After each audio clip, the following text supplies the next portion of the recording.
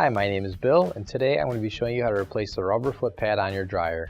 The reason why you might have to do this is because your foot pad is worn out or because it's missing. Warning: before doing any repairs, please disconnect your power source. So this is our dryer that we're going to be using for this demonstration. It's a Maytag. Keep in mind your dryer might be a little bit different than what we've got here, but the same technique should still apply. So I'm going to be tilting the dryer on its back so it's a little bit easier to take a look at. And we'll just gently set down.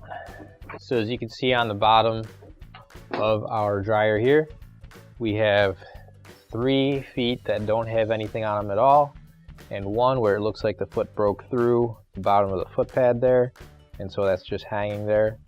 So if you can't get the foot pad off by trying to go back the way it came on, as in the example we have here, and try and get that foot pad and squeeze it over the front of the foot in order to get it off.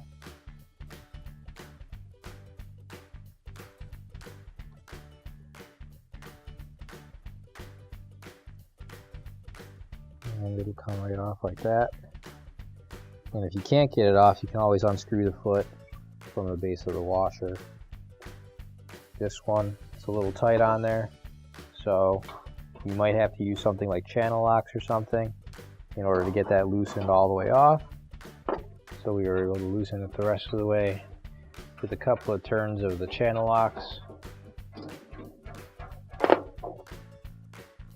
And then the foot will just come out, and then that way, if it's stuck on there and you can't get it off, you can always just pull it off like so.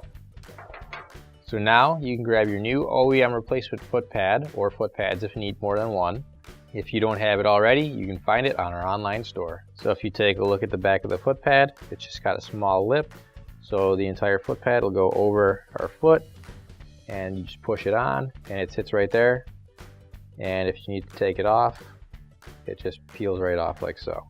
So we'll put that on, and once you've got all your replacement foot pads on, you can stand your dryer back up and your repair is complete. Finally, don't forget to plug in your appliance.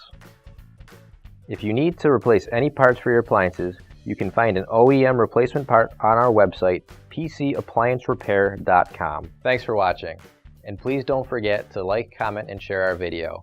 Also, don't forget to subscribe to our channel. Your support helps us make more videos just like these for you to watch for free.